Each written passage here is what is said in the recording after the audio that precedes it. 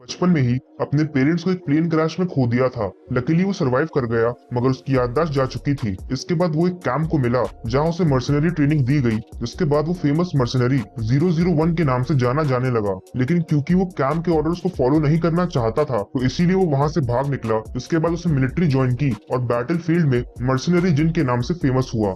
Lieutenant Kang ने उसे उसकी फैमिली से दोबारा मिलवाया और हमने देखा कि उसकी फैमिली में बस उसकी छोटी बहन डायुन और ग्रैंडपा हैं। वो शांति से रहना चाहता था, लेकिन धीरे धीरे सिचुएशंस चेंज होती चली गई, जिसकी वजह से एजेंट की लाइफ में भी बदलाव आने लगा। उसने कंट्री की सबसे बड़ी कंपनी एसडब्ल्यू ग्रुप के प्रेसिडेंट की दोनों ग्रैंड डॉटर्स यूना और जियो को किडनैपर से रेस्क्यू किया। इसके बाद वो एसडब्ल्यू ग्रुप में ट्रेनी बॉडीगार्ड की जॉब करने लगा। कुछ इवेंट्स के बाद कंट्री का पावरफुल गैंगस्टर दूसरे को उसका अच्छा दोस्त बन गया, जिसके बाद उसकी मुलाकात उसके मर्सनरी कॉमरेड्स 006 और 032 से होती है, जो आए तो उसे मारने थे, लेकिन एजेंट से थोड़ी बहुत फाइट और बात करने के बाद वो वापस लौट जाते हैं। इसके बाद एजेंट को फेमस एक्ट्रेस सुहा को एस्कॉर्ट करने का मिशन मिला, क्योंकि उसे काफी टाइम से स्टॉक किया जा रहा था। एजेंट स्टूडियो पहुंच चुका है, लेकिन उसे देख मैनेजर को लगा कि वो कोई बॉडीगार्ड नहीं बल्कि सेलिब्रिटी है। मगर सुहा की एजेंसी द्वारा अपॉइंटेड बॉडीगार्ड किम को इस बात से गुस्सा आ रहा था कि इतनी इंपॉर्टेंट जॉब के लिए एक टीनेजर को भेजा गया है। एजेंट ने रूम में एंटर कर खुद को इंट्रोड्यूस किया, जिसके बाद वो रूम के हर कॉर्नर को बड़े ध्यान से ऑब्जर्व करने लगता है। इतने हैंडसम बॉडीगार्ड को देख सुहा को भी लगने लगा कि शायद एसडब्ल्यू ग्रुप अपनी एंटरटेनमेंट कंपनी में उसे एज अ एक्टर लॉन्च करने वाले हैं और उसे यहाँ इसीलिए भेजा गया है ताकि लोग उसे नोटिस कर सकें। एजेंट रूम को इंस्पेक्ट करते ही ये समझ गया कि इस रूम को टेम्पररी बेसिस पर वेटिंग रूम की तरह यूज किया जा रहा है। इसके बाद उसने सुहा से कंफर्म किया कि क्या स्टॉकिंग 1 महीने पहले स्टार्ट हुई थी और क्या ये सब एक लेटर से शुरू हुआ था। सुहा बताती कि ये सब उसके साथ काफी टाइम से हो रहा है। उसे नहीं पता कि स्टॉकर्स को उसका एड्रेस कैसे मिला, लेकिन वो लोग उसके मेल बॉक्स में अजीब से लेटर्स छोड़ जाया करते थे और धीरे धीरे सिचुएशन और बिगड़ने लगी थी। उसने आगे दासमन से कहा कि सेलिब्रिटीज के लिए नॉर्मल है और एसडब्ल्यू को इंटरफेयर करने की जरूरत नहीं है। इसके बाद उसने एजेंट से उसकी एज पूछी, लेकिन यहाँ आने से पहले टीम 2 के लीडर ने उसे अपनी एज रिवील करने से मना किया था, क्योंकि अगर लोगों को उसकी एज पता चलती तो वो उसे इस जॉब के काबिल नहीं समझते। एजेंट ने सुहा से कहा कि वो अपनी एज नहीं बता सकता, मगर तभी बॉडीगार्ड किम उसे बाहर अकेले बात करने के लिए बुलाता है। वो दोनों बाहर आ चुके हैं। जिसके बाद किम ने एजेंट से कहा कि उसे बस साइड खड़े रहकर सब कुछ ऑब्जर्व करना होगा, वो सब संभाल लेगा और कहीं पर भी एजेंट की इन्वॉल्वमेंट की जरूरत नहीं है, क्योंकि वो बस एक ट्रेनी बॉडीगार्ड है। वो एजेंट को नीचा दिखाने की कोशिश करते हुए ये भी कहता है कि मिशन ट्रेनीज के लिए नहीं है, बॉडीगार्ड बनना कोई मजाक की बात नहीं है, तो बेहतर यही होगा कि वो अपना काम करके चुपचाप यहाँ से चला जाए। एजेंट ने उसकी बात काटते हुए पूछा कि क्या उसे सुहा की एजेंसी ने अपॉइंट किया है, लेकिन सवाल पूछे जाने पर किम को अच्छा नहीं लगा। उसने तुरंत एजेंट का कॉलर पकड़कर कहा कि अगर वो उसके हाथों पिटना नहीं चाहता तो बेहतर यही होगा कि जितना उससे कहा जा रहा है वो बिना कुछ पूछे बस उतना फॉलो करे। किम वहाँ से चला गया और एजेंट ने भी कुछ नहीं किया, क्योंकि वो अभी तक अपनी इंजरी से रिकवर नहीं कर पाया था। तभी सुहा वहाँ पहुंच गई और उसने बॉडीगार्ड के इस बिहेवियर के लिए एजेंट से माफी मांगी। वो कहती कि उसने एजेंसी को भी बॉडीगार्ड अपॉइंट करने से मना किया था, लेकिन उसका चेहरा देख एजेंट समझ जाता है कि कुछ गड़बड़ है। थोड़ी देर बाद स्टूडियो में शूटिंग शुरू हो जाती है, लेकिन एजेंट पूरे टाइम वहाँ पर मौजूद नहीं था। शूटिंग ओवर होने से जस्ट पहले वो स्टूडियो में आता है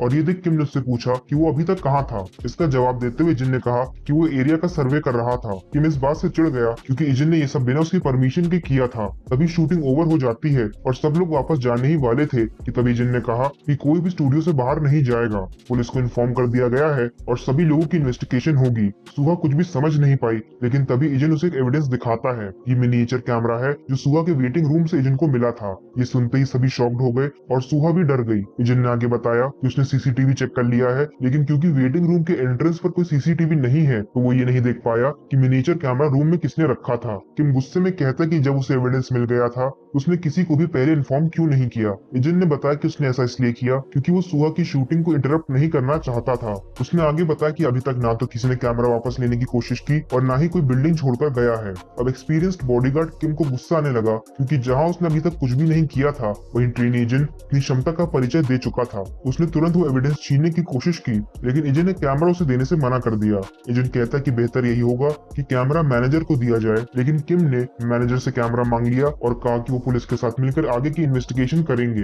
मैनेजर ने भी उसकी बात नहीं टाली, जिसके बाद बॉडीगार्ड किम एजेंट से कैमरा छीन लेता है। लेकिन क्योंकि अभी तक उसका गुस्सा शांत नहीं हुआ था, तो इसीलिए उसने एजेंट से बाहर मिलने को कहा। बाहर आते ही किम ने एजेंट से पूछा कि कैमरा मिलने की इन्फॉर्मेशन उसने सबसे पहले उसे क्यों नहीं बताई। एजेंट ने भी कहा कि वो हर बात उसे पहले क्यों बताए। उसने स्टूडियो आते ही किम से पूछा था कि क्या उसने वेटिंग रूम चेक कर लिया है, जिस पर उसने कहा था कि वेटिंग रूम में सब कुछ ठीक है। किम भी अब समझ गया कि एजेंट ने स्टार्टिंग में ही कैमरा डिस्कवर कर लिया था। उसके बाद वो गुस्से में कहता है कि क्या वो इतना भी नहीं जानता कि ऐसी सिचुएशंस में सबसे पहले अपने सुपीरियर्स को रिपोर्ट किया जाता है। इस पर एजेंट ने किम से कहा कि वो उसका सुपीरियर नहीं है। किम से और बर्दाश्त नहीं हुआ, उसने एजेंट पर अटैक करने की कोशिश की, लेकिन एजेंट उसका अटैक ब्लॉक करते हुए कहता है कि सबसे उन दोनों को कोई फायदा नहीं होगा। किम ने आगे एजेंट से कहा कि वो एसडब्ल्यू के सपोर्ट की वजह से ही इतना उछल रहा है, अगर उसके पीछे एसडब्ल्यू ना होता तो अब तक वो उसकी सूरत बिगाड़ चुका होता। आगे हम देखते हैं कि वो सभी स्टूडियो से वापस लौट रहे थे, लेकिन सुहा निराश है क्योंकि इन्वेस्टिगेशन में अभी तक ये पता नहीं चल पाया था कि कैमरा किसने इंस्टॉल किया था। सुहा को उसके घर पर ड्रॉप कर दिया जाता है और मैनेजर ने एजेंट से कहा कि वो उसे भी ड्रॉप कर देगा, लेकिन एजेंट ने कहा कि वो अकेले मैनेज कर लेगा। इसके बाद सभी वहां से चले गए, मगर एजेंट वहीं रुककर उस एरिया को इंस्पेक्ट करने लगा। कुछ देर बाद सुहा मास्क पहन चुपचाप घर से बाहर निकली, लेकिन बाहर आते ही वो डर गई क्योंकि उसके पीछे कोई खड़ा था। सुहा हैरान हो जाती है क्योंकि ये व्यक्ति और कोई नहीं बल्कि एजेंट था। उसके पूछने पर कि वो अब तक घर क्यों नहीं गया, एजेंट बताता है कि वो आसपास का एरिया इन्वेस्टिगेट कर रहा था। सुहा ने बताया कि वो पास के कन्वीनियंस स्टोर जा रही है, लेकिन एजेंट को ड्यूटी करते देख वो पूछती है कि क्या उसे घर से निकलना अलाउड नहीं है। एजेंट ने कहा कि वो जहाँ चाहे वहाँ जा सकती है और उसके रहते उसे किसी भी चीज की चिंता करने की जरूरत नहीं है। ये सुनकर सुहा खुश हो गई। इसके बाद वो दोनों कन्वीनियंस स्टोर आ जाते हैं। सुहा डिनर करने लगी और उसने एजेंट को बताया कि वो यूजुअली खाना घर के लिए पैक करा लेती है, लेकिन आज वो इतना रिलैक्स होकर इसीलिए खा पा रही थी क्योंकि एजेंट उसके साथ है। उसने बताया कि वो ज्यादा बाहर नहीं निकल पाती क्योंकि वो अक्सर बिजी रहती है। इंडस्ट्री में काम करने की वजह से उस पर कई बाउंडेशंस भी हैं और इसीलिए उसके ज्यादा दोस्त भी नहीं थे। सुहा ने एजेंट से पूछा कि अपने फ्री टाइम में वो क्या करना पसंद करता है। एजेंट ने बताया कि वो ज्यादातर अपने फ्रेंड्स के साथ स्कूल के बाद पीसी कैफे गेम्स खेलने चला जाता है। ये सुनकर सुहा को झटका लगा और उसने रियलाइज किया कि वो एक हाई स्कूलर से बात कर रही है। इसके बाद सुहा एजेंट के साथ पीसी कैफे आ गई, जहाँ उसकी मुलाकात उसके दोस्तों से हुई जो अपने सामने फेमस सेलिब्रिटी को देख हैरान खड़े थे। उन सबने गेम्स खेले और जहां एक तरफ उन्होंने सुहा की पर्सनालिटी और बिहेवियर की तारीफ की, तो वहीं उसे गेमिंग स्किल्स का मजाक भी उड़ाया। सुहा को अच्छा नहीं लगा, लेकिन एजेंट के दोस्त उसे एक एडवाइस देते हैं, अगर वो फ्यूचर में गेमर्स की हेट का टारगेट नहीं बनना चाहती तो बेहतर यही हुआ कि वो एक्सेप्ट कर ले कि उसे गेम्स खेलने नहीं आते हैं। ये सुनकर सुहा हंसने लगी। उसके बाद उन्हें गुड बाय कहकर वो वहां से चली जाती है। एजेंट के दोस्तों ने सपने में भी नहीं सोचा था कि उन्हें सुहा से मिलने का मौका मिलेगा, लेकिन उनकी खुशी का असली राज तो सुहा का ऑटोग्राफ है जो उन्हें उनकी शर्ट्स पर मिल चुका था। वापस घर लौटते वक्त सुहा एजेंट से कहती कि उसे लगा नहीं था कि उसका बॉडीगार्ड एक हाई स्कूलर होगा। वो एजेंट का शुक्रिया भी करती है क्योंकि उसकी वजह से आज पहली बार उसे पीसी कैफे में गेमिंग का एक्सपीरियंस मिला था। उसने एजेंट से आगे पूछा कि वो जो एक हाई स्कूलर है आखिर बॉडीगार्ड की जॉब क्यों कर रहा है। एजेंट ने इसका रीजन बताते हुए कहा कि वो अपनी छोटी बहन के लिए बर्थडे प्रेजेंट खरीदना चाहता है। सुहा ने कहा कि वो उसे घर ड्रॉप कर देगी, लेकिन एजेंट कहता है कि वो अपनी जॉब पूरी करने के बाद ही घर वापस जाएगा। इसके बाद वो दोनों सुहा के घर पहुंच गए, जहां उन्हें एक अनजान आदमी सुहा का इंतजार करते दिखा। सुहा ने एजेंट को बताया कि वो उसे जानती है और तभी वो व्यक्ति सुहा से कहता है कि डायरेक्टर कार में उसका इंतजार कर रहे हैं। ये सुनकर वो थोड़ा परेशान हो गई, लेकिन वो बिना कुछ कहे डायरेक्टर से मिलने जाने लगती है। एजेंट ने भी उसे फॉलो किया, लेकिन वो व्यक्ति उसे वहीं रुकने को कहता है। सुहा ने एजेंट से वापस लौटने को कहा, लेकिन एजेंट मीटिंग ओवर होने तक वह इंतजार करने का डिसीजन लेता है। हमें पता चलता है कि सुहा एजेंट से बार बार जाने को इसीलिए कह रही थी क्योंकि सब में वो उसे इन्वॉल्व नहीं करना चाहती थी। सुहा कार में बैठ गई और डायरेक्टर ने उससे पूछा कि वो उसका फोन क्यों नहीं उठा रही थी। सुहा ने कहा कि उसने फोन उठाना जरूरी नहीं समझा। इस पर डायरेक्टर सुहा से कहता है कि शायद उसके कुछ ज्यादा ही पर निकल आए हैं। डायरेक्टर सुहा का एक्स बॉयफ्रेंड है जिससे सुहा ब्रेकअप कर चुकी है क्योंकि वो उसके साथ साथ बाकी सेलिब्रिटीज को भी डेट कर रहा था। सुहा उससे कहती है कि वो किससे मिलता या बात करता है इससे उसे कोई फर्क नहीं पड़ता, लेकिन वो चाहती है कि आज के बाद वो ना तो उसे कॉल करे और ना ही ऐसे बिना बताए उसके घर आए। ये कहकर सुहा कार से बाहर जाने लगी, लेकिन तभी डायरेक्टर ने उसका हाथ पकड़ उसे रोक लिया और पूछा कि उसे कार से बाहर जाने की परमिशन किसने दी, क्या वो अपना सारा कॉमन सेंस खो चुकी है। वो उसे धमकाते हुए कहता है कि उसे क्या लगा था उसकी जैसी लड़की को वो इंडस्ट्री में टिकने देगा, क्या वो यही चाहती है कि उसके साथ साथ उसके पेरेंट्स की भी जॉब छिन जाए। सुहा बहुत डर गई और घबराने लगी, लेकिन डायरेक्टर उसे देख कहता है कि शायद अब उसे सिचुएशन समझ आ चुकी होगी। तभी कार का शीशा टूटा और इससे पहले कि डायरेक्टर कुछ समझ पाता, एजेंट ने उसे उठाकर कार से बाहर फेंक दिया। सुहा चौंक गई और एजेंट से कार से बाहर आने को कहता है। डायरेक्टर भी एजेंट पर चिल्लाते हुए पूछता है कि वो कौन है। एजेंट बताता है कि वो बॉडीगार्ड है और तभी डायरेक्टर की नजर अपने मैनेजर पर पड़ी जो पहले से ही घायल था। उसने गुस्से में सुहा से कहा कि वो जल्द ही मिलेंगे और उनके जाने के बाद सुहा एजेंट से पूछती है कि उसने ऐसा क्यों किया, क्या वो जानता भी है कि वो डायरेक्टर कौन था। एजेंट ने कहा कि वो बस अपनी जॉब कर रहा था और उसकी इनोसेंस देख सुहा भी उसकी हेल्प करने के लिए एजेंट को थैंक्स कहती है। अगले दिन सुहा की एजेंसी के बॉडीगार्ड्स को पिछली रात के इंसिडेंट के बारे में पता चला, जिससे वो काफी नाराज हुए। बॉडीगार्ड किम ने एजेंट से पूछा कि क्या उसे इस बात का अंदाजा भी है कि उसने किससे पंगा लिया है। एजेंट ने कहा कि वो बस अपनी ड्यूटी कर रहा था, मगर उसकी हरकतों से परेशान हो चुका बॉडीगार्ड उसे इन्फॉर्म करता है कि उसने केपी ग्रुप के मार्केटिंग डायरेक्टर से दुश्मनी मोल ली है। केपी ग्रुप ने रिसेंटली सुहा की एजेंसी में इन्वेस्ट किया था, लेकिन अब एजेंट की वजह से सुहा और उसकी एजेंसी दोनों को मुश्किलों का सामना करना पड़ेगा। इधर मीटिंग रूम में डायरेक्टर का रिप्रेजेंटेटिव सुहा को डायरेक्टर से माफी मांगने के लिए कहता है। सुहा ने पूछा कि क्या उसे शूटिंग के बीच में से सिर्फ इसीलिए बुलाया गया है। उसके बाद उसने कहा कि वो माफी नहीं मांगेगी। रिप्रेजेंटेटिव के पसीने छूटने लगे और उसे जब कुछ भी समझ नहीं आया तो वो डायरेक्टर की चापलूसी करते हुए सुहा के बिहाफ पर माफी मांगता है। उसने बताया कि सुहा इन दोनों स्टॉकिंग इंसिडेंट से परेशान है और डायरेक्टर भी कहता है कि वो उसकी कंडीशंस को अच्छे से जानता है। इसके बाद डायरेक्टर ने सुहा की तरफ एक कॉन्ट्रैक्ट फेंकते हुए कहा कि वो उसे बार बार इसीलिए कॉल कर रहा था क्योंकि उसने अभी तक इस पर साइन नहीं किया है। रिप्रेजेंटेटिव भी डायरेक्टर का सपोर्ट करते हुए सुहा से कहता है कि उसे जल्द से जल्द इस पर साइन कर देना चाहिए क्योंकि वो ट्रेनिंग के दिनों से डायरेक्टर को जानती है, प्लस नए कॉन्ट्रैक्ट की कंडीशंस भी पहले वाले से बेटर हैं। सुहा सोचने लगी कि क्या बिना उसकी फीलिंग्स जाने दोबारा उस पर एक कॉन्ट्रैक्ट फोर्स किया जाएगा। डायरेक्टर ने आगे पिछली रात वाले बॉडीगार्ड को भी जॉब से हटाने को कहा क्योंकि वो इतने वायलेंट इंसान को सुहा के आसपास भी नहीं देखना चाहता था। रिप्रेजेंटेटिव तुरंत इसके लिए तैयार हो गया और उसने बताया कि उसे बॉडीगार्ड किम से पता चला है कि एजेंट नाम का बॉडीगार्ड उनके लिए काफी प्रॉब्लम्स क्रिएट कर रहा है। सुहा ने जब कहा कि एजेंट ने कुछ भी नहीं किया है तो डायरेक्टर कहता है कि शायद वो दोनों काफी क्लोज हो चुके हैं क्योंकि तभी तो वो उसका नाम लेकर उसे बुला रही है। वो बेसिकली एजेंट से जेलस फील कर रहा था और सुहा भी ये बात समझ गई। उसके बाद उसने क्लैरिफाई किया कि ये बस एक मिसअंडरस्टैंडिंग है। ये सुनने के बाद डायरेक्टर कहता है कि वो इंश्योर करेगा एजेंट कभी भी फ्यूचर में बॉडीगार्ड की जॉब ना कर सके और अगर ये सच में मिसअंडरस्टैंडिंग है तो उसके डिसीजन से सुहा को कोई फर्क नहीं पड़ना चाहिए। सुहा चौंक गई और उसने पूछा कि क्या वाकई इतना सब करना जरूरी है, भला नए कॉन्ट्रैक्ट का गुस्सा किसी और पर क्यों निकालना। डायरेक्टर ने कहा कि कॉन्ट्रैक्ट पर तो वैसे भी साइन होना ही है, लेकिन ये सब वो बस इसीलिए कर रहा है क्योंकि एजेंट बहुत डेंजरस है। सुहा समझ गई कि वो झूठ बोल रहा है तो उसने कहा कि एजेंट के लिए बस इतना काफी होगा कि उसे उसकी पर्सनल ड्यूटी से हटा दिया जाए। हमेशा के लिए उसे बॉडीगार्ड जॉब से बाहर निकलवा देना सही नहीं है। डायरेक्टर अपनी जिद पर अड़ा रहा और उसने कहा कि उसके साथ पिछली रात जो हुआ है उसकी सजा एजेंट को जरूर मिलेगी। इसके बाद उसने सुहा से कॉन्ट्रैक्ट पर साइन करने को कहा और साथ ही में बॉडीगार्ड से एजेंट को बुलाने के लिए भी कहा। सुहा अब इस सिचुएशन में बहुत अनकंफर्टेबल फील कर रही थी। सब कुछ डायरेक्टर के हिसाब से हो रहा है और इसीलिए वहाँ पर अब सुहा का दम घुटने लगा था। वो बस इस जगह से बाहर निकलना चाहती थी और तभी एजेंट वहाँ आ जाता है। रिप्रेजेंटेटिव ने एजेंट से कहा कि वो अब से सुहा का बॉडीगार्ड नहीं है और इसके बारे में एसडब्ल्यू को इन्फॉर्म कर दिया जाएगा, तो इसीलिए वो वहाँ से जा सकता है। डायरेक्टर ने भी एजेंट को धमकाते हुए कहा कि अब से उसकी जिंदगी में मुसीबतों का पहाड़ टूटने वाला है। तो उसकी बातों को सुनने के बाद एजेंट सुहा को देखने लगा। जैसे ही उसने सुहा की फ्रस्ट्रेशन नोटिस की वो पूरी सिचुएशन समझ गया और उसने तुरंत सुहा से कहा कि अब उन्हें यहाँ से चलना चाहिए क्योंकि उसकी अगली अपॉइंटमेंट का टाइम हो चुका है। सुहा एजेंट को घूरने लगी और उसे कुछ समझ नहीं आया, लेकिन ये सुनने के बाद डायरेक्टर जोर जोर से हंसने लगता है। उसने एजेंट से कहा कि अगर उसमें वाकई हिम्मत है तो सुहा को ले जाकर दिखाए। तभी बॉडीगार्ड्स आ जाते हैं और क्योंकि सुहा समझ गई कि सिचुएशन बिगड़ने वाली है तो उसने एजेंट को बचाने के लिए उससे कहा कि अब से वो उसका बॉडीगार्ड नहीं है और वो उसे फायर करती है, लेकिन एजेंट अभी भी अपनी जगह से नहीं हिला। एक बॉडीगार्ड ने जैसे ही उसे बाहर ले जाने की कोशिश की एजेंट ने उसे पंच कर दिया, जिससे वो वहीं बेहोश हो जाता है। ये देख सभी हैरान हो गए। उसके बाद एजेंट ने कहा कि शायद यहाँ पर लोगों को कुछ गलत फहमी है क्योंकि उसे ये जॉब सुहा ने नहीं बल्कि किसी और ने दी है। उसका एम्प्लॉयर सुहा नहीं बल्कि एसडब्ल्यू है। ये देख डायरेक्टर कहता है कि शायद उसे अभी तक सिचुएशन समझ नहीं आई है, लेकिन एजेंट ने कहा कि वो पूरी सिचुएशन अच्छे से जान चुका है। ये सुनकर डायरेक्टर के चेहरे का रंग उड़ गया, जिससे मानो उसकी गलती पकड़ी गई हो। एजेंट बताता है कि डायरेक्टर ने एक फेक स्टॉकर सुहा के कॉन्ट्रैक्ट रिन्यूअल के टाइम पर क्रिएट किया और फिर एक ऑफिशियल बॉडीगार्ड को हर समय उस पर नजर रखने के लिए अपॉइंट कर दिया। खराब मैनेजमेंट के कारण बेरम एंटरटेनमेंट के फंड्स काफी लो हो गए थे और ऐसी सिचुएशन में उन्हें केबी ग्रुप से मदद मिली। सुहा जो इस कंपनी की मेन सेलिब्रिटी है, अगर उसने कॉन्ट्रैक्ट साइन करने से मना कर दिया तो दोनों कंपनीज केबी और बेरम डायन को भारी लॉसेस होंगे।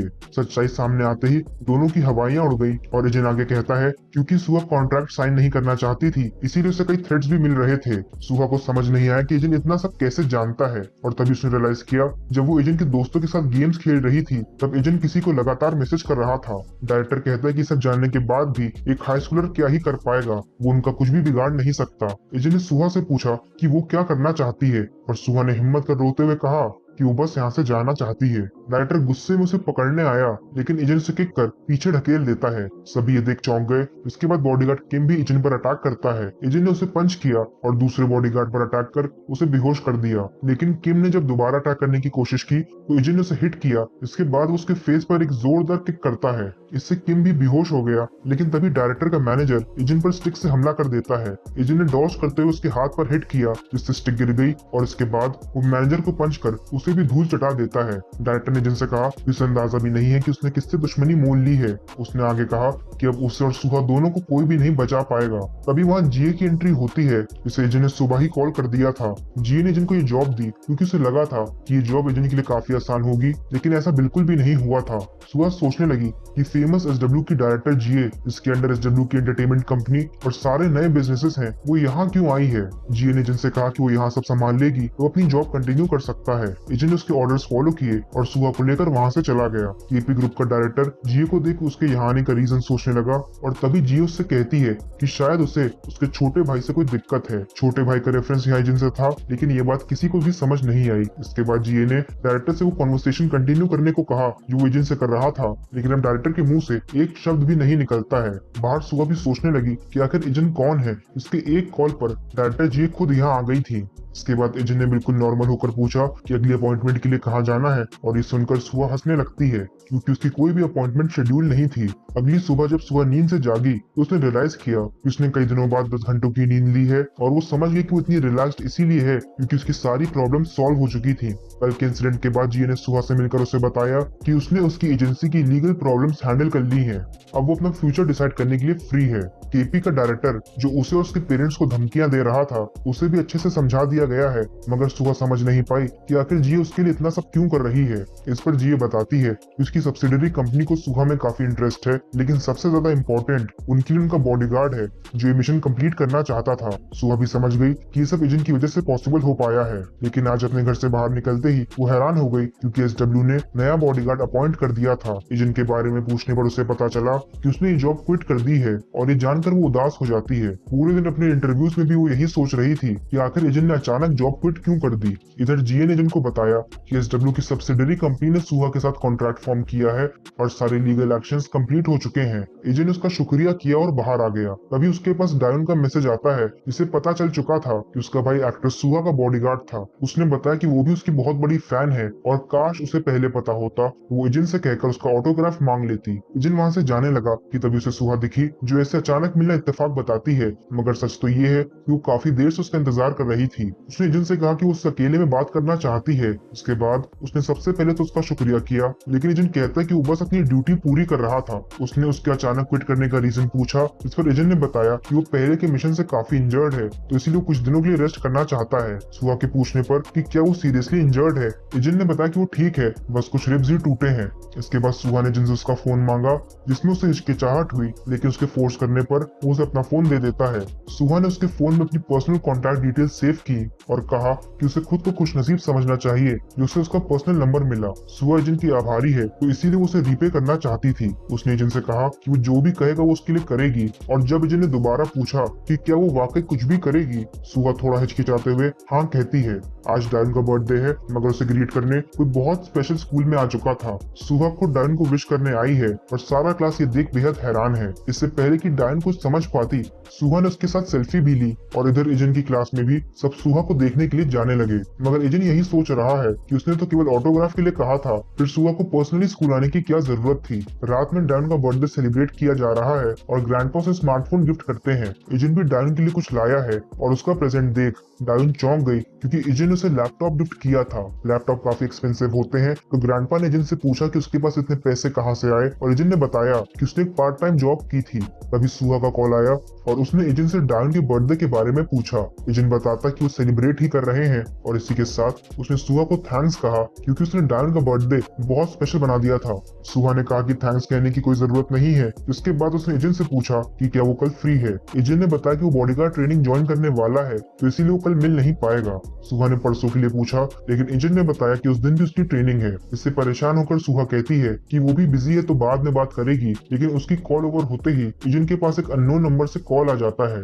एजेंट समझ गया कि किसका फोन है, और जैसे ही उसने कॉल उठाया उसका शक सही निकला क्योंकि 006 का कॉल था। उसने एजेंट को बताया कि वो वापस आ चुका है और उससे मिलना चाहता है। एजेंट उससे मिलने पहुंच गया और 006 ने बताया कि वो कॉल नहीं करने वाला था, लेकिन वो कुछ कंफर्म करना चाहता है। उस तक ये खबर पहुंची थी कि 032 एजेंट को मारने यहाँ आया था। 006 अभी तक ये नहीं जानता कि एजेंट ने 032 को उसकी फेक डेथ के बारे में बता दिया है। एजेंट ने कंफर्म किया कि 032 आया था, लेकिन साथ में ये भी बताया कि जब उसे मारने में नाकामयाब रहा तो कैंप वापस लौट गया था। 006 आगे बताता है कि 032 अभी तक कैंप वापस नहीं पहुंचा है। एजेंट को इससे हैरानी हुई। इसके बाद वो रिवील करता है कि 032 पर कैंप के एक मर्सनरी एडन ने अटैक किया था। कैंप ने एडन को केवल 032 को वापस लाने के ऑर्डर्स दिए थे, लेकिन एडन ने उसे मारने की कोशिश की थी। 006 आगे बताता है कि कैंप में नंबर्ड मर्सनरीज के अलावा और भी मर्सनरीज थे जो नंबर्स को अपने रास्ते का सबसे बड़ा कांटा मानते थे। अब ये सिचुएशन और भी ज्यादा बिगड़ चुकी है क्योंकि कैंप ने कई नए मर्सनरीज हायर कर लिए हैं। एजेंट ने पूछा कि कहीं इन्हीं मर्सनरीज ने तो 032 को किडनैप नहीं किया, और 006 कहता है कि शायद उसका शक सही है। दूसरी तरफ हम 032 को घायल अवस्था में देखते हैं, जिसे कैंप के मर्सनरीज ने बंदी बना रखा है। वो ये जानना चाहते हैं कि 032 कैंप से क्यों भागा था और एडन कहाँ है। 032 मर्सनरी से कहता है कि वो तो ऐसे क्वेश्चंस पूछ रहा है जैसे वो दोनों रिलेशनशिप में हों। तभी मर्सनरी ने उस पर अटैक किया और कहा कि अगर वो अपनी जान गंवाना नहीं चाहता तो बेहतर यही होगा कि वो रेजिस्ट ना करे और उनके सवालों का जवाब दे। इसके बाद 032 ने मर्सनरी से पूछा कि क्या उसे अभी तक ये लगता है कि नंबर्ड मर्सनरीज मरने से डरते हैं। एजेंट भी घर वापस आ चुका है, मगर 006 के साथ ही कॉन्वर्सेशन उसके दिमाग में घूम रही थी। उसने एजेंट को बताया था कि उसे एक जगह पर शक है, तो इसीलिए वो 032 को ढूंढने वहां जाएगा। एजेंट ने कहा कि इससे कैम को उसकी फेक डेथ का पता चल सकता है, लेकिन 006 ने बताया कि 032 ही उसकी फैमिली है और इसीलिए वो उसे मरने के लिए नहीं छोड़ सकता है। यहाँ अपने घर पर जब एजेंट ने अपनी फैमिली को हंसते खेलते देखा तो उसने भी अपना मन बना लिया। वो 006 को कॉल कर इन्फॉर्म करता है कि इस मिशन में वो भी उसके साथ चलेगा। अगले दिन वो दोनों 032 को रेस्क्यू करने निकल पड़े। 006 को पता चला है कि उनकी प्रेजेंट लोकेशन से 10 किलोमीटर की दूरी पर एक मर्सनरी बेस है और अगर 032 को किडनैप किया गया है तो वो उसी बेस पर होगा। मगर 006 को एक बात समझ नहीं आई कि आखिर एजेंट ने उसे इस मिशन में ज्वाइन क्यों किया। इस पर एजेंट ने कहा कि वो भी 032 को अपना कॉमरेड मानता है। ये सुन 006 को हैरानी हुई और उसने कहा एजेंट सच में काफी बदल चुका है क्योंकि उसने कभी भी उससे ऐसे वर्ड्स एक्सपेक्ट नहीं किए थे। वहीं दूसरी तरफ बेस पर मर्सनरीज यही डिस्कस कर रहे थे कि कैंप अभी तक एडन से कांटेक्ट नहीं कर पाया है। इसका एक ही मतलब था कि एडन के साथ कोई अनहोनी हुई है। कैंप ने जो भी ऑर्डर्स एडन को दिए थे वो उसने मर्सनरीज को बताने का प्रॉमिस किया था, लेकिन अब वो ही गायब हो चुका है। क्योंकि उन्हें 032 से भी कोई इन्फॉर्मेशन नहीं मिली तो उसे मारने का डिसीजन लेते हैं, लेकिन उनके शूट करने से पहले कोई उन पर ही शूट कर देता है। एक व्यक्ति बेस पर आ चुका है जो उन मर्सनरीज के लिए अनजान नहीं था। वो उसे देखते ही सहम गए, लेकिन इससे पहले कि वो कुछ कर पाते वो व्यक्ति उन पर फायरिंग करने लगा। जब एक मर्सनरी ने काउंटर अटैक किया तो डॉज करते हुए इस व्यक्ति ने उसे आसानी से पकड़ लिया, जिसके बाद वो उस पर ब्रूटल नाइफ अटैक करता है। एजेंट और 006 भी बेस पर पहुंच चुके हैं, लेकिन वहां का नजारा देख उन्हें कुछ भी समझ नहीं आया। सभी मर्सनरीज मारे जा चुके हैं और 006 ने बताया कि उनमें से कुछ को जानता है क्योंकि इन्हें कैंप ने कई साल पहले हायर किया था। लेकिन एक बात जो एजेंट को हैरान कर रही थी वो ये कि इन मर्सनरीज के वाइटल पॉइंट्स को पिन पॉइंट एक्यूरेसी से स्टैप किया गया था, यानी कि किसी स्किल्ड मर्सनरी का काम है। वो दोनों यहाँ से स्प्लिट होकर अंदर जाने का डिसीजन लेते हैं और अंदर आते ही एजेंट को 032 गंभीर हालत में मिला। उसने देखा कि 032 अभी भी जिंदा है, लेकिन एक बात उसे विचित्र लगी। रेड मर्सनरीज में जो दरवाजे के पास थे उन्हें तो शूट किया गया, लेकिन जो दूर खड़े थे उन्हें नाइफ से स्टैप किया गया था। उसे किलिंग मेथड जाना पहचाना लगा और वो समझ गया कि मर्सनरीज को किसने मारा है। 004 एक निर्दयी नंबर्ड मर्सनरी है जो एजेंट के साथ पहले मिशंस में जाया करता था। क्योंकि उसे लोगों को तड़पा कर मारने में मजा आता है तो इसलिए वो गन से ज्यादा नाइफ का यूज करता था। तभी 004 वहां पहुंच गया और उसने एजेंट पर फायरिंग स्टार्ट कर दी, लेकिन वो किसी तरह डॉज करते हुए छुप जाता है। एजेंट छुपते हुए पीछे की तरफ भागा और 004 के सामने आ पहुंचा। उसने एक्सपेक्ट नहीं किया था और इसका फायदा उठाते हुए एजेंट उसके हाथ पर शूट कर देता है। उसके हाथ से राइफल गिर गई और एजेंट अभी भी फायरिंग कर रहा था, लेकिन 004 उसे डॉज करते हुए उस पर नाइफ से अटैक करता है। एजेंट ने भी डॉज किया, लेकिन तभी 004 ने उस पर सामने से अटैक कर दिया। एजेंट गन से अटैक को ब्लॉक करता है, लेकिन तभी 004 ने उसके हाथ पर हिट कर उसकी गन गिरा दी। तभी एजेंट भी जोरदार किक कर उसे पीछे ढकेल देता है और उसके स्किल्स देख 004 भी इम्प्रेस हो गया, मगर उसने एजेंट से कहा कि उसे अब तक भाग जाना चाहिए था। एजेंट सोचने लगा कि शायद 004 उसे भी कैंप का मर्सनरी समझ बैठा है, लेकिन इसी के साथ उनकी फाइट का सेकेंड राउंड स्टार्ट होता है। 004 ने एजेंट पर अपने नाइफ स्किल्स से हमला बोल दिया, लेकिन वो अभी भी डॉज कर रहा था। 004 भी समझ गया कि उसका एनिमी काफी स्किल्ड है, क्योंकि वो उसे बराबर की टक्कर दे रहा था। तभी एजेंट ने 004 का हाथ पकड़ उसे पंच किया और उसका सर टेबल पर पटक दिया। 004 जमीन पर है, मगर तभी उसके हाथ उसकी राइफल लग जाती है। उसने तुरंत फायरिंग स्टार्ट की और एजेंट भी डॉज करते हुए अपनी गन उठा लेता है। वो दोनों दोबारा आमने सामने हैं और 004 ने एजेंट से कहा कि वो मर्सनरीज में से नहीं है, क्योंकि अगर कैंप में इतना स्किल्ड मर्सनरी होता तो उसके बारे में उसे अब तक पता चल चुका होता। इसके बाद 004 ने उससे पूछा कि वो कौन है और यहाँ क्यों आया है। उसे शक तो हो चुका था कि उसका ओपोनेंट असल में कौन है, लेकिन तभी 006 उसके हाथ पर शूट कर देता है। क्योंकि 004 उन दोनों से अकेले सामना नहीं कर सकता था, तो इसीलिए वो भागने की कोशिश करता है। उसने बिल्डिंग से छलांग लगा दी और इससे पहले कि वो उसे पकड़ पाते वो वहां से भाग निकला। 006 भी समझ नहीं पाया कि आखिर 004 यहाँ क्यों आया था, लेकिन क्योंकि उसने इन मर्सनरीज को मारा है तो मतलब वो इनके साथ नहीं था। एजेंट ने कहा कि अभी 032 ज्यादा इंपॉर्टेंट है, क्योंकि उसकी कंडीशन ठीक नहीं थी। वो दोनों 032 को लेकर बेस से निकल गए, मगर उसकी गंभीर हालत देख एजेंट ने उन्हें उसके साथ चलने को कहा। वो कहने लगा कि उन्हें सबसे पहले ट्रीटमेंट लेना चाहिए, लेकिन 006 उसकी बातों को अनसुना करते हुए अपने अलग ही प्लान्स बना रहा था।